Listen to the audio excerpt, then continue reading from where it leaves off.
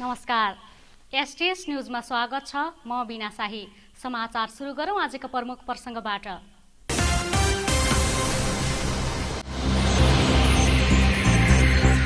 प्रदेश राजधानीलाई आधार बनाएर सुदूरपश्चिमका पहाडी जिल्लामा हवाई सेवा सञ्चालन हुँदै धनगढीबाट डोटी, बझाङ र बैतडीमा समिट एयरको परीक्षण उडान।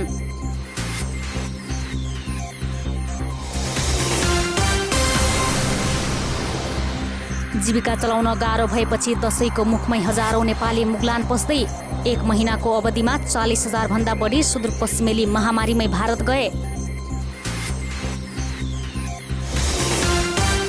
चुरेर घाडी घाँसलाई सहरसँग जोड्ने महत्त्वाकांक्षी जैविक मार्ग स्तरोन्नति गरिँदै ब्रह्मदेव बजारदेखि जैविक मार्ग जोड्ने सडक कालोपत्रे गर्ने काम शुभारम्भ।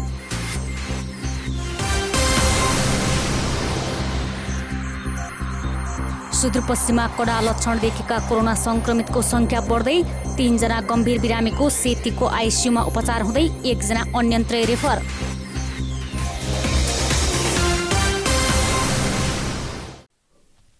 अब समाचार विस्तारमा।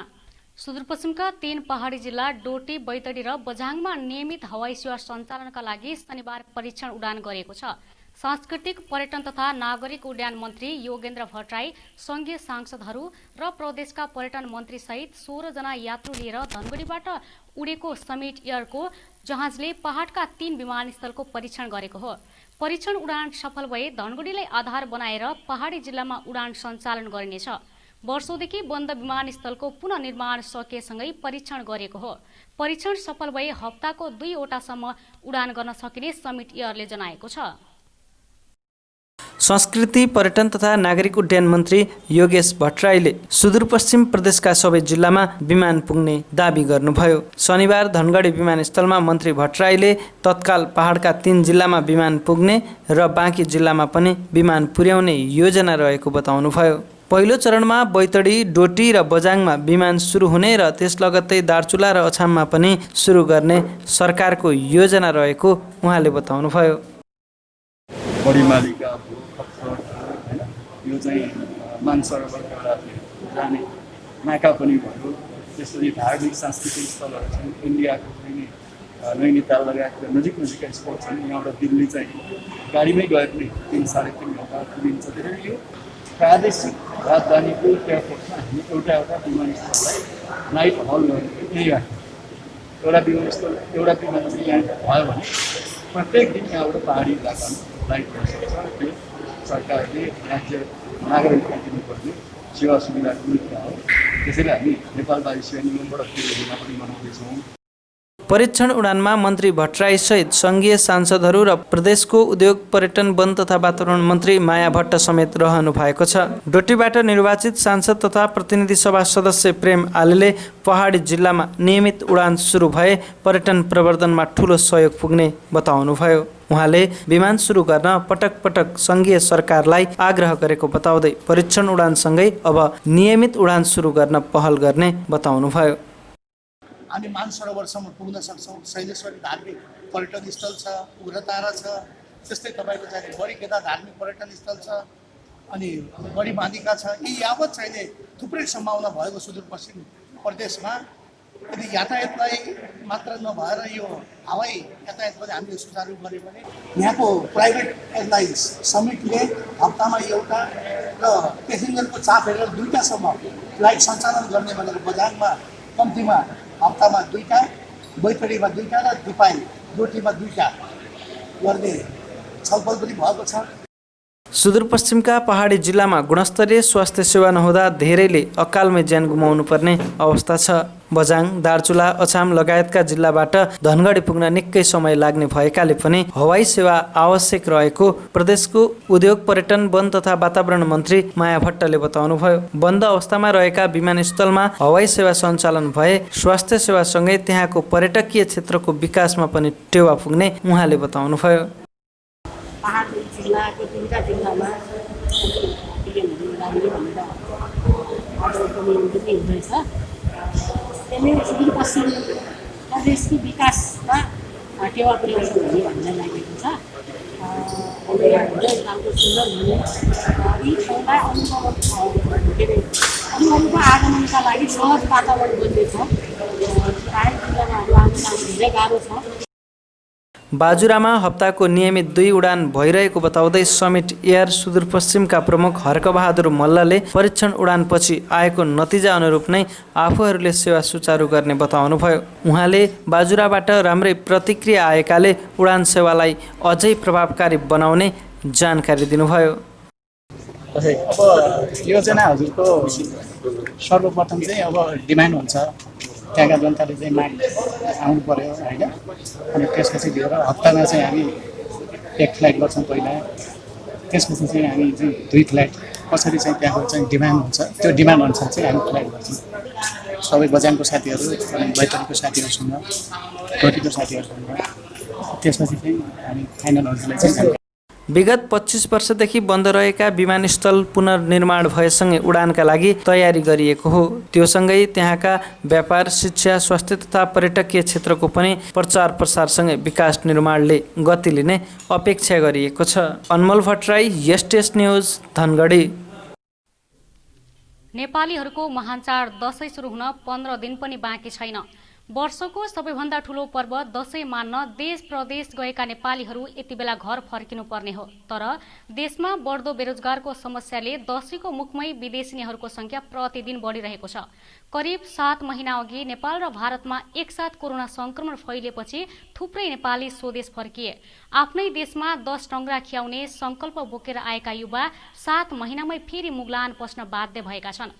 सुदूरपश्चिमको सबैभन्दा ठूलो गौरीफण्डा नाका भएर भारत जानेको दैनिक ठूलो ताती लाग्ने गरेको छ। रोजगारीका लागि भारततर्फ जाने नेपाली नागरिकहरूको लर्को चाडपर्वको मुखमा पनि उस्तै छ। चाडपर्वको मुखमा विदेशिनु पर्दा नेपाली नागरिकहरूको मनमा दुःख लाग्नु स्वाभाविक नै हो। नेपालमा रोजगारीको कुनै अवसर नै नपाउँदा बाध्यताले भए पनि भारततर्फ लाग्नुपर्ने अवस्था रहेको भारततिर जाँदै गरेका मुकेश विकले बताउनुभयो। नेपालमै रोजगारीको उचित प्रबन्ध भए नेपाली नागरिकहरूले भारत जानुपर्ने बाध्यताको अन्त्य हुने उहाँको भनाइ छ। हाल मात्र नभई विगतका दिनहरूदेखि नै यो अवस्था कायम रहँदा पनि सरकारले यसतर्फ कुनै चासो नदेखाउँदा अहिले थप समस्या झेल्नु परेको उहाँले गुनासो गर्नुभयो। यस्तै रोजगारीको नभएको कारणले गर्दा परदेशी भएको छ। हामी यस्तै घरको आर्थिक स्थिति कमजोरी भएर त्यही कारणले त्यस्तै जानु होटलमा होटल गर्छ। आउँदै गरेको महान चाड दशैंको बेलामा पनि नेपालीहरू 2 पैसा कमाउने आशमा भारतका विभिन्न ठाउँतिर जान लागेका हुन्। भारत जाने नेपाली नागरिकहरू मध्ये कोही उमेर पुगेका व्यक्ति रहेका छन् भने कोही उमेर नपुगेका नाबालक पनि रहेका छन्। पढ्ने लेख्ने उमेरमा विदेशिनु पर्ने बाध्यता आइलाग्दा पनि सरकारको यसतर्फ ध्यानाकर्षण नभएको भारत जाँदै गरेका युवकले बताउनुभयो। अब यहाँ रोजगारी नभएको कारणले अब हामीलाई चाहिँ बाध्यता भएको कारणले हामी चाहिँ इन्डिया जाँदैछौँ। हामी सबैलाई अब त्यस्तै छ भनौँ न। वहाँ गएर चाहिँ हामी चाहिँ कम्पनीमा काम गर्छौँ, हस्पिटलमा काम गर्छौँ। दिन प्रतिदिन उक्त समस्या कायम नै रहँदा नेपाली नागरिकहरू एकदमै चिन्तित बनेका छन्। एकातिर कोरोना जोखिम छ भने अर्कोतर्फ भारत जानुपर्ने बाध्यता रहेको छ। नेपाली नागरिकले भारतको भर पर्नुपर्ने बाध्यता कायम नै रहेको हुँदा नेपाल सरकारले नेपालमै रोजगारीका अवसरको थालनी गर्न नितान्त आवश्यक रहेको भारततर्फ जाँदै गरेका रतन धामीले बताउनुभयो। नेपालमा रोजगारीका लागि कयौं प्रयास गर्दा पनि कुनै अवसर नै प्रदान नहुँदा भारतकै गुलाम बन्न बाध्य हुनु परेको उहाँको भनाइ छ।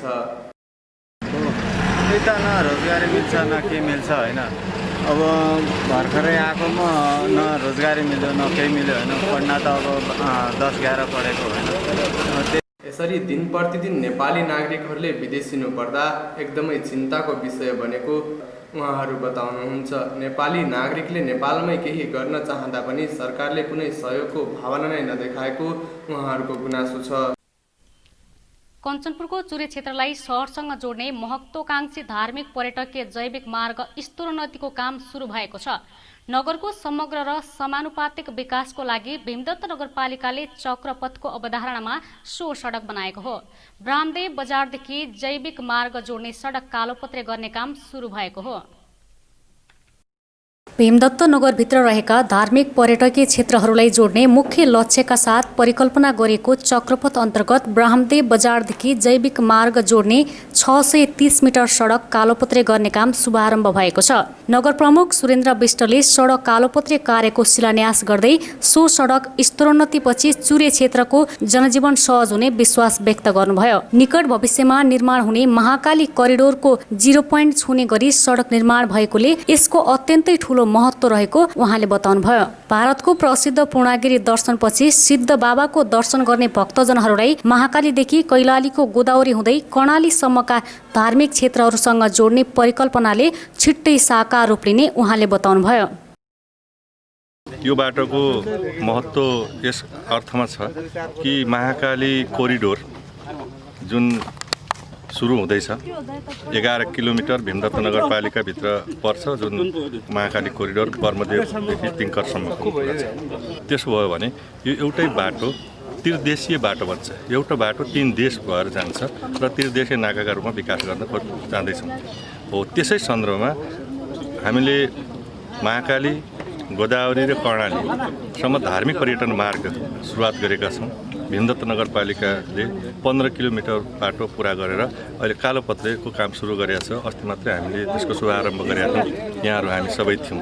हो त्यही बाटो समेत यो बाटोसँग जोडिन्छ, जुन अहिले भर्खरै हामीले सुरुवात गऱ्यौँ। यो बाटोको महत्त्व के छ त भन्दाखेरि पूर्णागिरी माताको दर्शन गरिसके पछाडि सिद्ध बाबाको दर्शन गर्नका निम्ति टनकपुर ब्यारेज भएर आउने तमाम जुन धार्मिक पर्यटकहरू छन् उहाँहरू बर्मदेव बजारमा आउनुहुन्छ र बर्मदेवमा बजारमा आउने जति पनि हाम्रा पर्यटकहरू हुन्छन् र उहाँहरूलाई हामी यो बाटो भएर ल्याउँछौँ र यो बाटोबाट यहाँनिर बस पार्कसँग जोड्छौँ र महाकाली कोरिडोरसँग यो बाटो जोड्छौँ। यसको महत्त्व यस मानेमा छ र सँगसँगै सिद्ध बाबाको दर्शन गरेर आउने पर्यटकहरूलाई हामी त्यसबाट झिलमिला, त्यसै गरी हामी झिलमिला सँगसँगै भम्किनी धाम, विष्णु मन्दिर, रौटेला मन्दिर र बजारमा रहेको शिवधाम क्षेत्र, शिव मन्दिर र त्यो विष्णु मन्दिर लगायतका विभिन्न ठाउँहरूमा जोड्दै गड्डा चौकी हुँदै फेरि यही बाटोमा जोड्ने कुरा छ र त्यसका निम्ति हामीले चक्रपथको निर्माण गर्दैछौँ।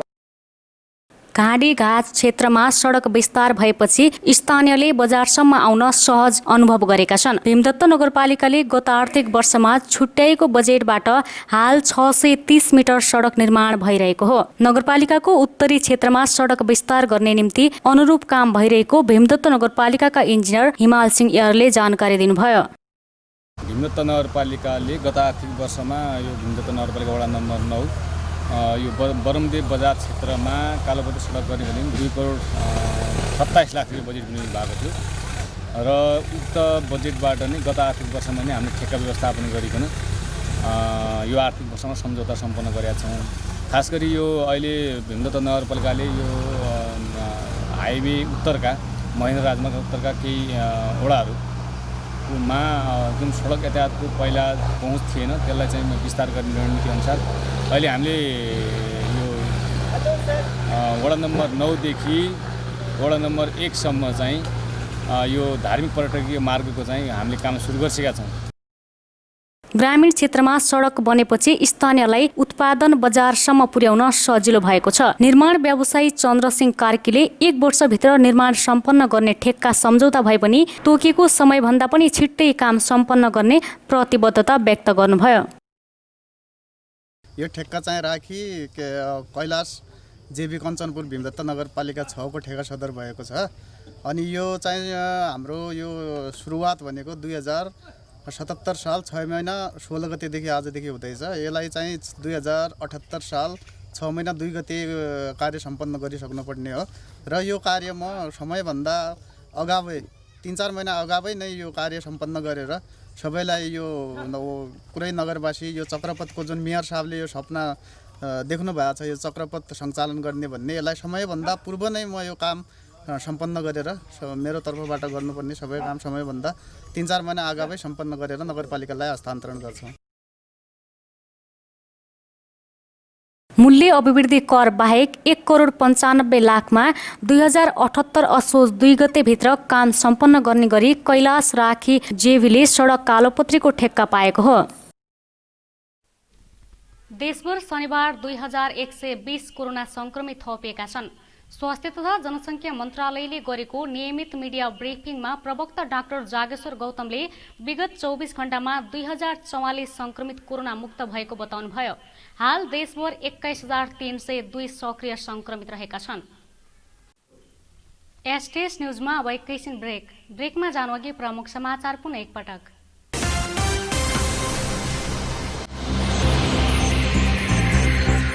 प्रदेश राजधानीलाई आधार बनाएर सुदूरपश्चिमका पहाडी जिल्लामा हवाई सेवा सञ्चालन हुँदै धनगढीबाट डोटी, बझाङ र बैतडीमा समिट एयरको परीक्षण उडान।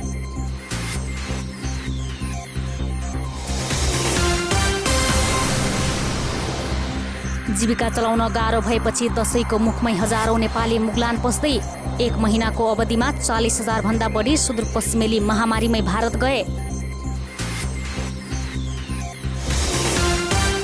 चुरेर घाडी घाँसलाई सहरसँग जोड्ने महत्त्वकांक्षी जैविक मार्ग स्तरोन्नति गरिँदै ब्रह्मदेव बजारदेखि जैविक मार्ग जोड्ने सडक कालोपत्रे गर्ने काम शुभारम्भ।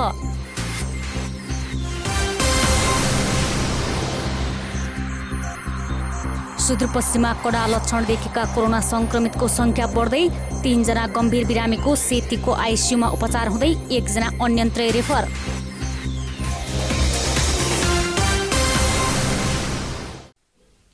ब्रेकपछि एसटीएस न्युजमा स्वागत छ। अब बाँकी समाचार। सुदूरपश्चिम प्रदेशमा कडा खालको लक्षण देखेका 3 जना कोरोना संक्रमितलाई आइसियुमा भर्ना गरेको छ। कैलालीका 2 सहित कडा खालको लक्षण देखिएका 3 जना संक्रमितलाई कोरोना अस्थायी अस्पतालको सघन उपचार कक्ष आइसियुमा भर्ना गरेको हो। सेती अस्पतालका सूचना अधिकारी दिलीप कुमार श्रेष्ठका अनुसार कैलालीका 2 र कञ्चनपुरका 1 जनाको आइसियुमा उपचार भइरहेको छ। बिरामीहरूको अवस्था स्थिर छ। असोज 13 गते कोरोना पुष्टि भएका धनगढीको वडा नम्बर 5 का 55 वर्षीय पुरुष, असोज 15 गते संक्रमण देखिएकी गौरीगङ्गा नगरपालिका वडा नम्बर 11 की 55 वर्षीय महिला र असोज 10 गते संक्रमण पुष्टि भएका कञ्चनपुरको शुक्लाफाटा नगरपालिका 5 का 38 वर्षीय पुरुषको आइसियुमा उपचार भइरहेको छ। कञ्चनपुरकी 29 वर्षीय संक्रमित महिलाको अवस्था जटिल बनेपछि बाहिर रेफर गरिएको छ। पुनर्वास नगरपालिकाकी ती महिलालाई सेतीमा उपचार सम्भव नभएपछि अन्यन्त्र रेफर गरेको अस्पतालले जनाएको छ।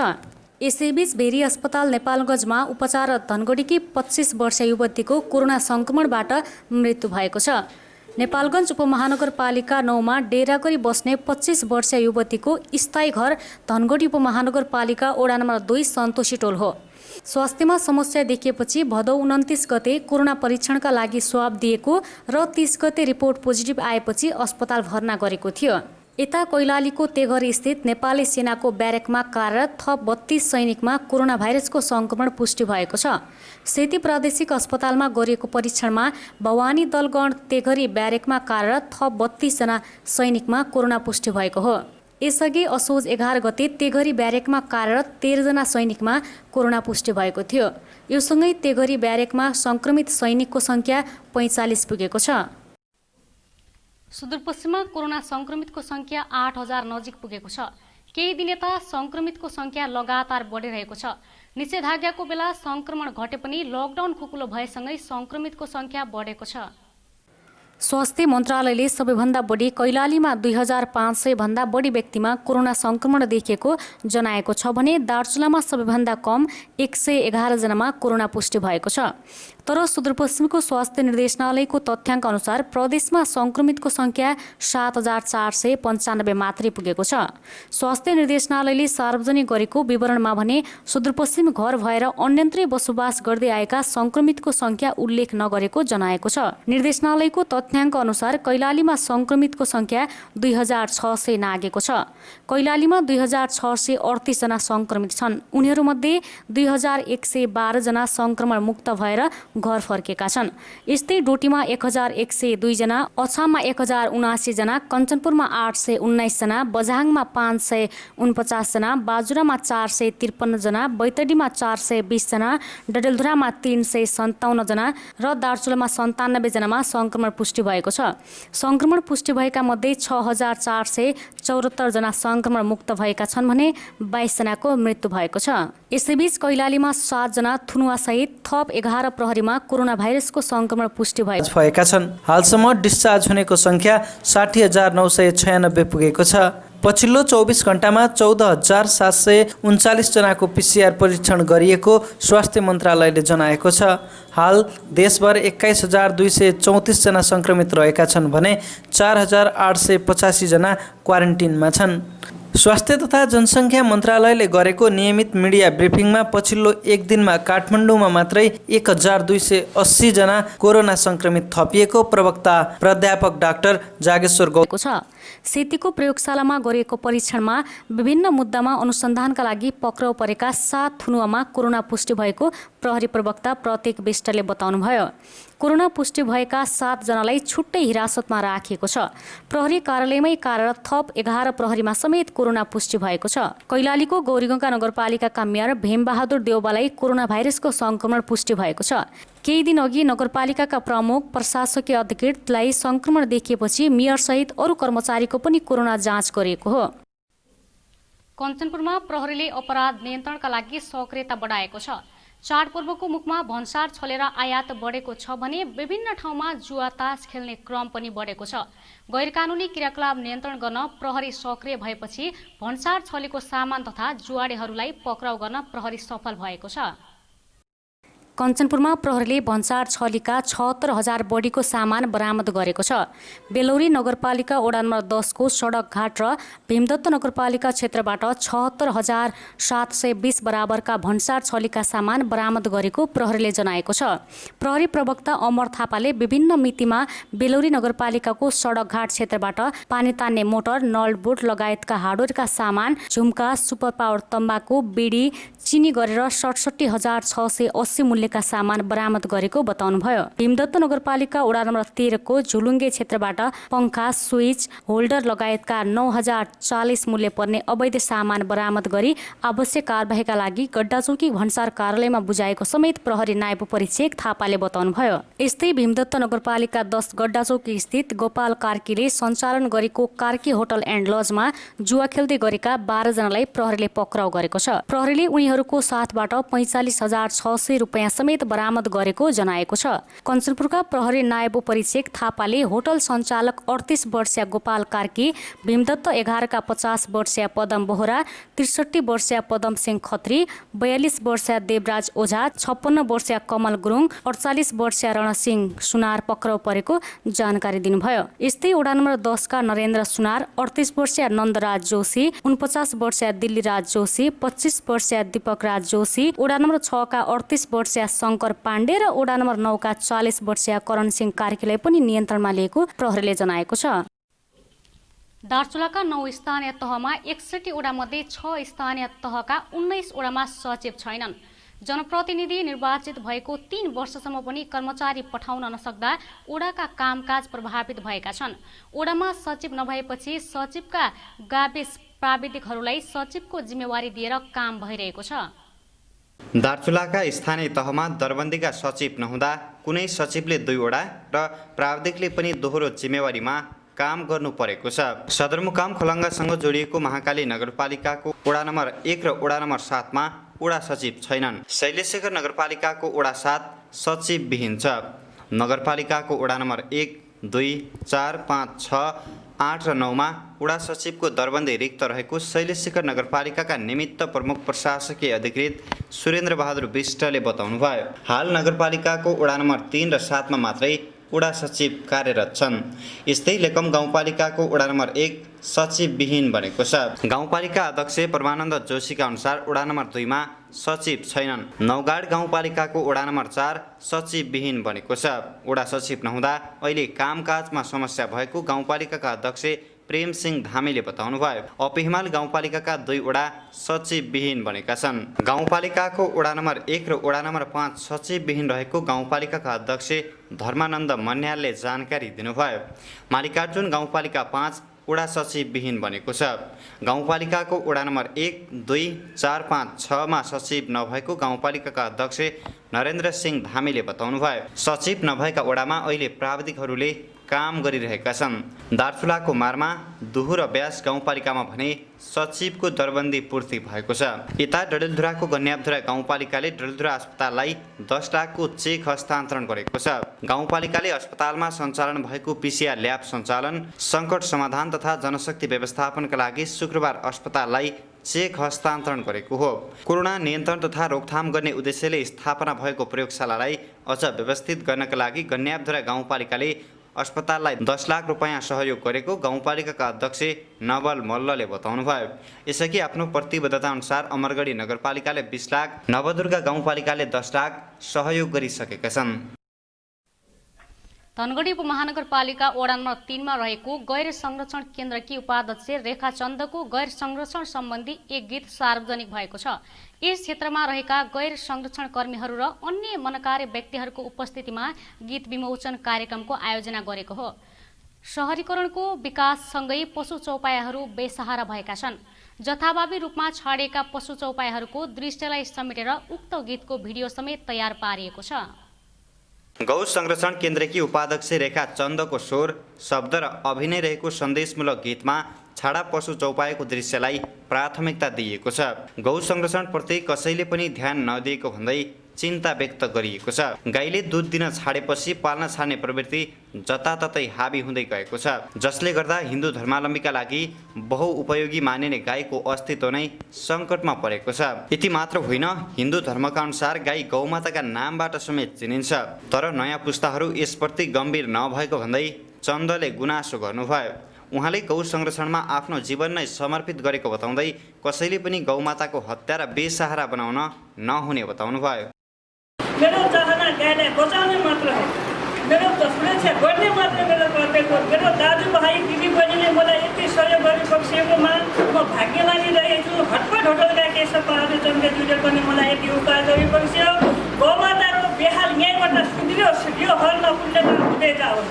जति पनि सहयोगी दाजुभाइ होइबक्सिन्छ, हजुरको हातले पुण्यका गौमाताको बेहाललाई सुध्रिन जाओस्। अहिले सहरी क्षेत्रमा कतै घाइते अवस्थामा त कतै मरेका गाईको दृश्य सहजै देख्न सकिन्छ।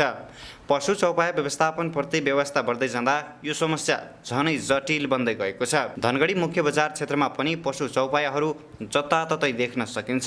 उपमहानगरपालिकाको वडा नम्बर 3 मा गौशाला स्थापना गरिएपछि व्यवस्थापनमा सहजता थपिएको छ। वडा नम्बर 3 का वडा अध्यक्ष बलबहादुर ऐलले भने आफू गौ संरक्षणका निम्ति कहिले पनि पछि नहट्ने प्रतिबद्धता व्यक्त गर्नुभएको छ।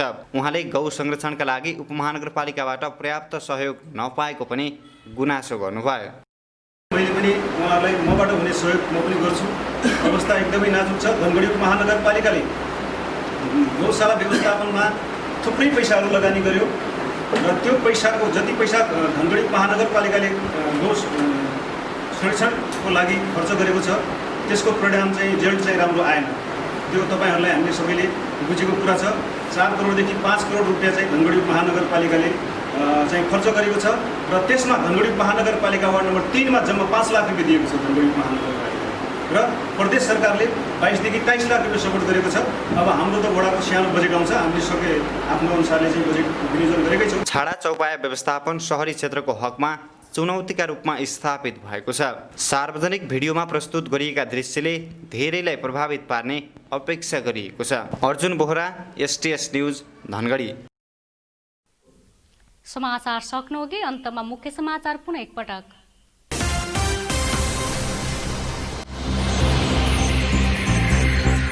प्रदेश राजधानीलाई आधार बनाएर सुदूरपश्चिमका पहाडी जिल्लामा हवाई सेवा सञ्चालन हुँदै धनगढीबाट डोटी, बझाङ र बैतडीमा समिट एयरको परीक्षण उडान।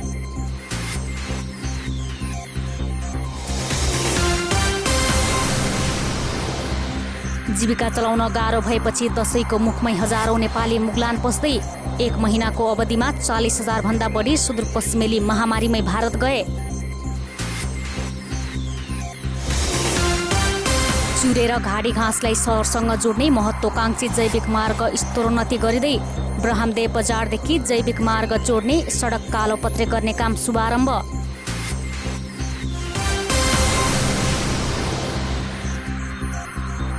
सुदूरपश्चिममा कडा लक्षण देखेका कोरोना संक्रमितको संख्या बढ्दै 3 जना गम्भीर बिरामीको सेतीको आइसियुमा उपचार हुँदै 1 जना अन्यन्त्रै रेफर।